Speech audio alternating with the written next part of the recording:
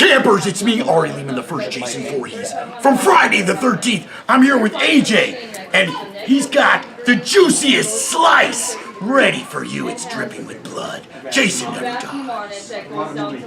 What makes a horror film kill memorable, terrific, even in some way profound or poignant? Let's explore.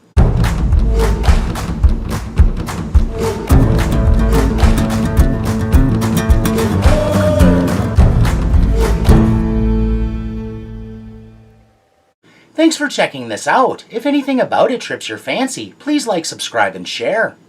Yes. Without further ado. So what are you going to wear? I don't know yet. I thought I'd take a look at some old costumes in the prop room. Yeah. With prom fast approaching, all the scuttlebutt is centered on a variety of details and planning, but most importantly, what to wear. Maybe when I get back from the doctors, I can make something really wild. So what are you going to the doctors for anyway? In an era of some pretty eclectic styles, Jess's aesthetic demands commentary. But what was that about the doctor? You okay? Of course I'm alright. It's nothing serious. It's just some dumb checkup. No, she's not harboring any secrets. See, Vicky? Or is there something on her mind she'd sorely like to discuss? See you later. Stick a pin in whatever it is. She thinks better of an impromptu revelation and vamooses. In the meantime, Vicky goes exploring and winds up popping a trunk with a long wide shaft.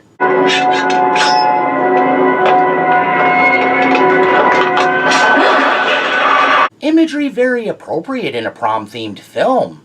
The problem is that an extremely vengeful ghost, the titular Mary Lou, is set loose.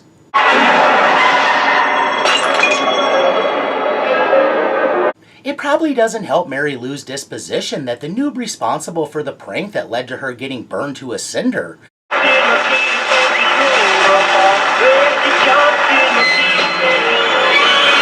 is now the principal.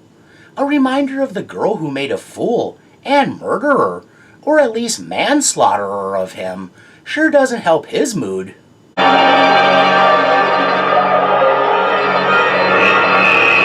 Call it borrowing all you want. Mary Lou's not too keen on Vicky making off with loot from her trunk.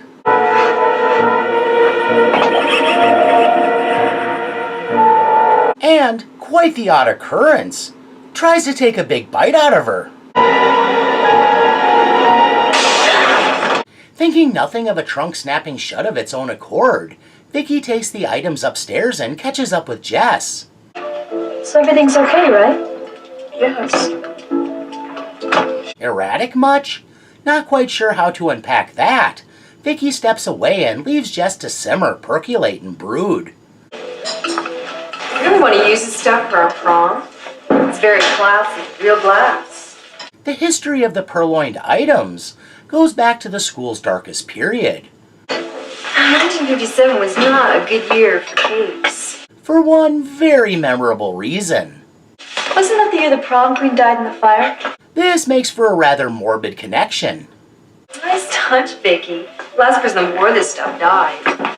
Sitting quietly in the background, listening to their nattering about all the pedantic minutiae of prom, Jess, herself tiptoeing a brink, has reached her saturation point. Who gives a shit? She could be asking about me making these videos. Anyway, she rushes out without another word. Jess? The lavatory, the ideal place to bivouac. Hi. Vicky finds her troubled friend entrenched in the girls' room and seeks to get to the bottom of what's up. There's this guy. Uh-oh, sounds about right. It would seem she lost her head over a guy. Let me guess, he was quite mesmerizing. Yeah. I really liked him. And made her feel like the center of his world. I thought he really liked me. Only for Mr. Smooth Operator to renege on all the spoken and unspoken deals she thought they'd made. I've been trying to call him.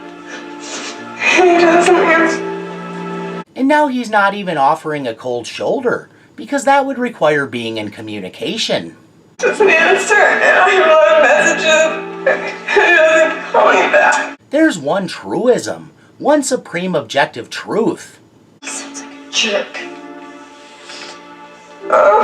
Labeling a trifling man a jerk is a major step in the path to emotional recovery. That and a tub of ice cream, or so I've heard. Look, Jess, if he doesn't call you back, then... It's hard to tell if Vicky just isn't able to read the signs Jess is holding up, or if she's willfully ignorant, afraid of the truth they're edging toward. Yeah, I guess I got some choices to make. That doesn't sound good, like there's more to it, but Vicky still chooses to tread there at the surface, rather than attempt a deeper dive. I were you, I would choose to forget about this guy. If only it were that easy. Grieve the relationship and move on. In this case, well... The problem is he left me something to remember by. Jess can explain. I'm pregnant. It becomes apparent what she meant when she said she had some choices to make, like how she's going to deal with an unplanned pregnancy, which no matter what would include the stigma of being a high schooler who got knocked up. I'm pregnant too.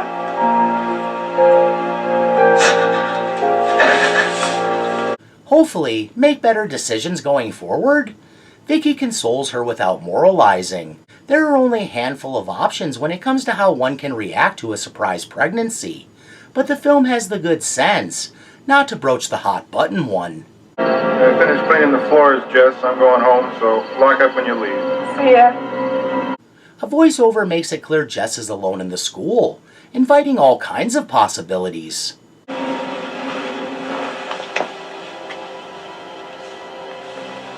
Thinking nothing of it, she tries on Mary Lou's fancy cape for size.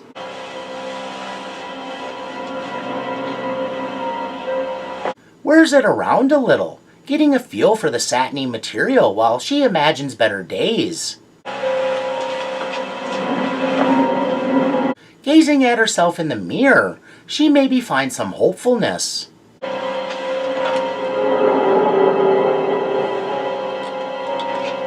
Taking her eclectic style into consideration, she's likely thinking about how she can rehab and refashion these moth-bitten and time-corroded items into 1980s chic.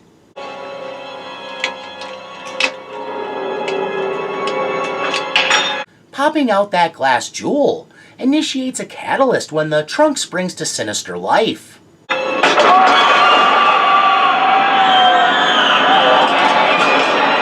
The malefic force about to put Jess through a nightmare announces herself by name. Tell you a story about a Mary Lou. After a long dormancy, Mary Lou wants to stretch her, well, since she no longer has legs, her uninhibited powers of evil. I mean, the kind of a woman make a fool of you. Jess attacked out of nowhere by invisible forces too great to overcome, without a solid spiritual toolkit a high schooler isn't likely to possess. The poor girl is suddenly at the mercy of this unrelenting and insidious entity.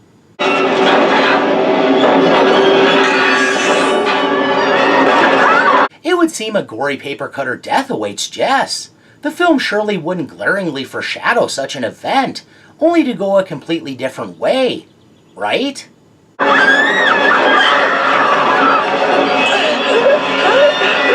Swaddling herself in the cape might have offered a measure of comfort, but it also gave Mary Lou hands around her throat.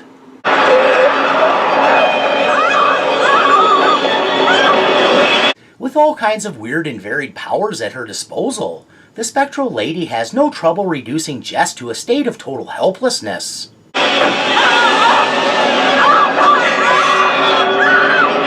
Oh my, that seems an awfully symbolic puff of red powder.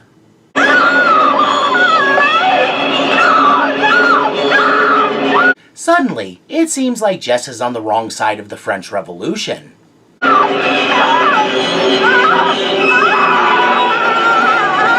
With no way out, Jess looks to be on the verge of losing her head.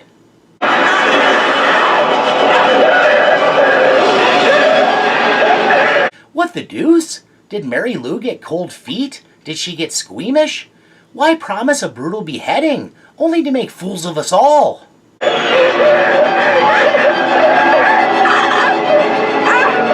The SOB that knocked up and abandoned Jess might not have been blue-balled, but evidently the audience isn't so lucky.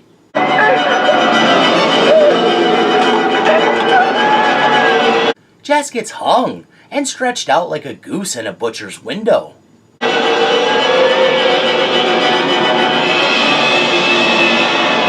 With no recourse, no way to fight, all her life drains out, only for the exceedingly bitchy and irascible Wraith to put a particularly vicious stamp on this already barbarous action. Mary Lou's frequency is a bit off the charts.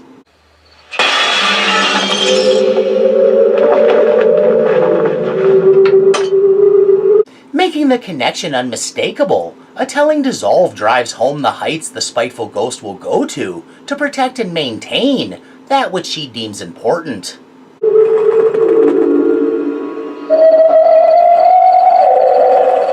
At the drop of a hat, or the prying of a faux jewel, she's fine with ending a young life, not to mention the fetus in her womb, which proves beyond a doubt. She's such a bitch. After all, what's a girl's life compared to restoring a 30-year-old prom crown said girl carelessly defiled? Clearly, Jess was the bad guy in all that.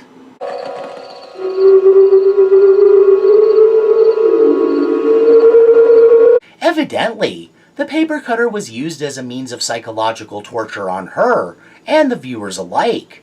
No point risking suspicion of ghostly activity when everyone will buy that the troubled girl listened to the voices that should always be ignored. Jess! She killed herself.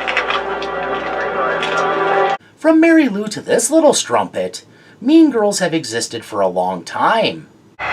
The competition seems to be dwindling. You two should take the hint from Jess. A true friend, Vicky's reaction to this disrespect is worthy of cheer. You shut your fucking mouth, bitch! It's not all sparkle, pomp, and stylish frills that make an exit extraordinary, although they help. Sometimes it has to do with promises unkept, twisted emotional states, and the intersection of both, where a hissy fit turns into one girl murdering another, and setting her up to bear a disgrace worse than the ones that go with being an underage mom, or the girl who went to a clinic for an unnameable procedure, and all over trinkets.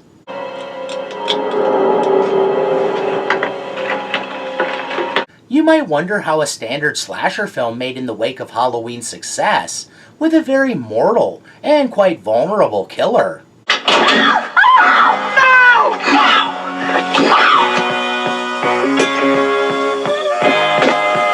was followed up by a wild rubber reality paranormal sequel in no way connected, besides in name, to the original film.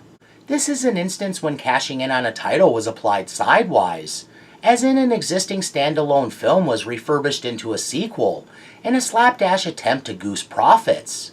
Originally titled The Haunting of Hamilton High, partway through production, a bunch of footage was reshot, and the film was refashioned into the sequel we know today.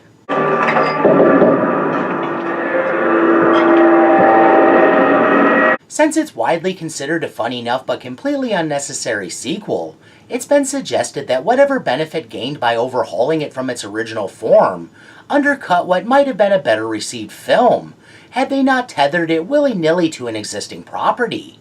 Who's to say which would have been the better choice? Whatever you say. Scared cat. Disappointing returns at the box office suggest it was a poor gamble, but with flicks like Lethal Weapon and RoboCop released around the same time, under any title, it might have fared poorly. What matters is the film as it stands, and as it stands, it didn't always make the most prudent decisions, much like its characters. I'm gonna drink too much beer and throw up in the can. It's my duty. I'm a teenager. Jess fell prey to the sweet nothings offered by a man, the way we fell prey to the promises made by the film. Having recently used this picture's introduction of a paper cutter, only to not give the seemingly promised paper cutter death we all expected, as an example of the Chekhov's gun principle going unfulfilled, that aspect of the sequence bears commentary. Do you believe in ghosts? Why was the paper cutter not only there, but emphasized? I suppose the very suggestion it would be used was meant to be the scary part. Why not go through with it, though?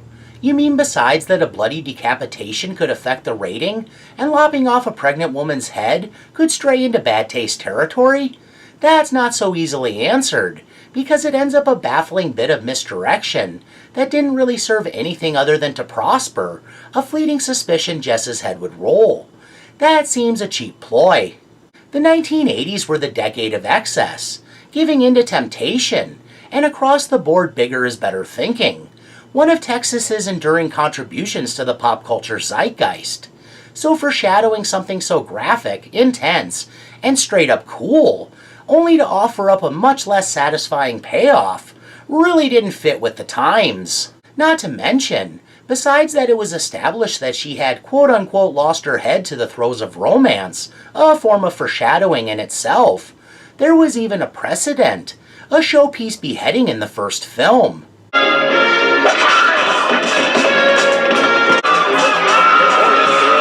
I'm guessing Jess's death scene was in the can before the film was transformed, so seizing on an opportunity to include a beheading to fill the quota established in the original wasn't even considered. No matter what, it was ultimately a missed opportunity to not lop off her head and really give us a heart-stopping scene. But evidently, the filmmakers' heads weren't in the game. You might argue it had to look a certain way. Okay, sure. There's some sense to that line of thinking. But this is an instance when I feel like they should have just committed to the skid and ignored the irrationality that would have arisen from a guillotine-style death being labeled self-deletion. A flick that lacks eternal logic that limits the baddie's powers to set parameters. Anything can happen, for any reason.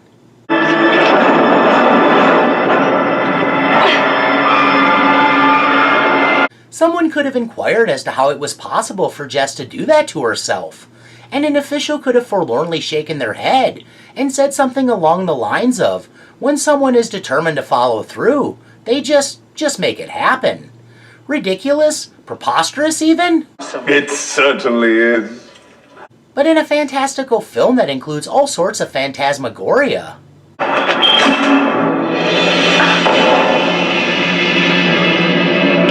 What's one more illogical tick?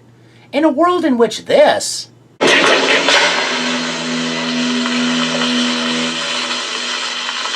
can be labeled suicide, it's not that far-fetched.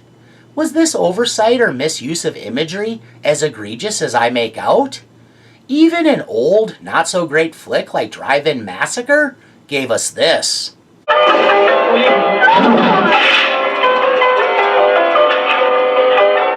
So, make of that what you will. Really starting to piss me off. Jess emerges as a representative of every young lady who succumbed to the wiles of a wanton Lothario, only to get dropped like a hot potato, and her exit acts as something of a visual allegory for the chaos that accompanies heartbreak, betrayal, and fear of an uncertain future, a veritable maelstrom young ladies endure when the illusion of love proves deceptive and toxic.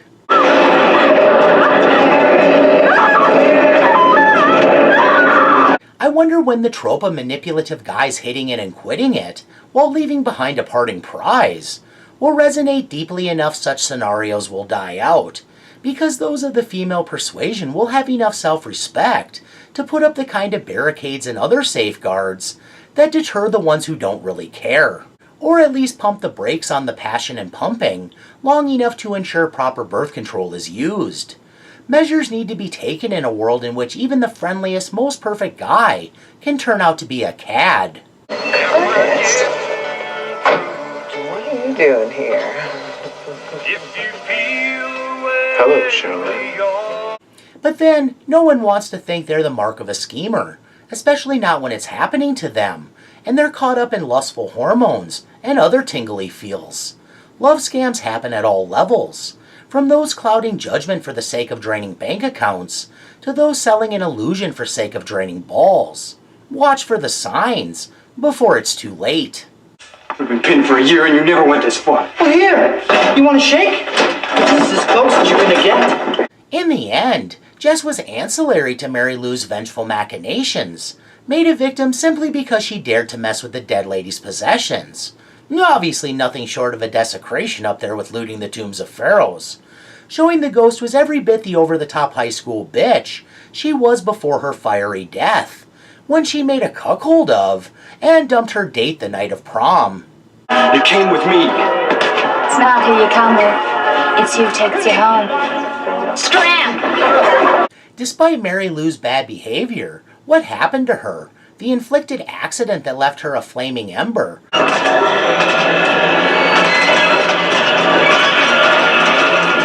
Wasn't deserved, even if she pulled the old You won't be needing this. on her unsuspecting fella. Heartbreakers tend to disregard the feelings of others, and that makes them deserving of something. But a death akin to getting burned at the stake? That seems a little much, even if some might say we reap what we sow. Yeah, I'm talking about karma. Entitled enough to see herself purely as a victim, and therefore she herself was very unfairly betrayed by a man. I mean, even had she not burned up, her prom would have been totally ruined.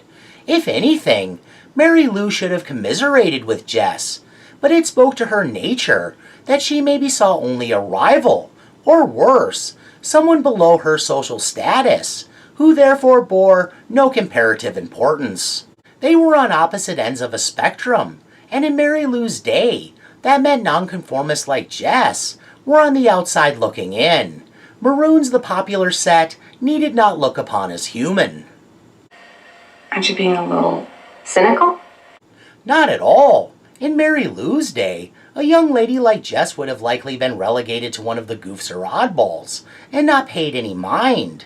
But in the years since the vaunted 1950s, shakeups in the school clique system made it possible for a girl like Jess, the artsy chick with a flair for diverse fashion and hair bigger than parachute pants, to not only avoid the social outcast smear, but be voted prom queen, which makes me wonder if perhaps Mary Lou wanted to put her through the ringer, not only as punishment for besmirching her crown, but as a means of putting her in her place, for believing one such as her was even worthy of attending prom. Right, you're talking in circles. Even though Mary Lou died unfairly due to an immature personal grudge, she evidently didn't have qualms against dealing out an unfair death based on a personal immature grudge. There's another strange aspect to this. Maybe part of why Mary Lou was so ruthless and seemed to straight up resent Jess had to do with more than a crown and cape. Maybe she was jealous of her, a girl who I've already pointed out would have been a nobody in her heyday, so how rotten would that feel? But still, she was jealous of her. But why? For her lived experiences. Even if an unplanned pregnancy was a wrench in the works for Jess, it was a milestone Mary Lou never got to have. Sure, she was a mean girl and a grade A bitch, but she was a person too. One robbed of a chance to either turn a new leaf and grow into a better person, or play out her villain arc on the she's the Karen that makes all the PTA meetings run long level. You know, like how many of the ladies who, growing up, were overly entitled and had big attitudes, oftentimes turn out. Oh, Lord. A bad girl, to be sure, but before becoming a vengeful poltergeist, was Mary Lou irredeemable? In a long life, there's lots of time to make amends. No matter what, when the smoke cleared, so to speak, she became a very cruel arbiter of fate, and she sure wasn't nice beforehand. So maybe she was just a bad person to her core. Something sustained her, something allowed her to linger and bide her time, until opportunity arose to return. A squiggle of evil provides a lot of energy to feed on, especially when it's powered by a desire for vengeance. Don't joke me around, Bill. As guilty as you are. Jess's exit was definitely unmerited. The scale of justice was way off on this one. A lesson she didn't really deserve. Jess got ghosted in more ways than one. Pull it together, bonehead. From getting the tallywhacker sort of shaft to the royal shaft, she stuck her neck out for a guy and ended up getting her neck stretched. And all because of what, from her perspective, would have been the most unexpected reason ever. She inadvertently pissed off the wrong mean girl turned specter by hanging around the school. No pun intended, that would be ghoulish. Because she wanted to cheer herself up by putting together a flashy prom ensemble using the mean girl's old stuff without permission.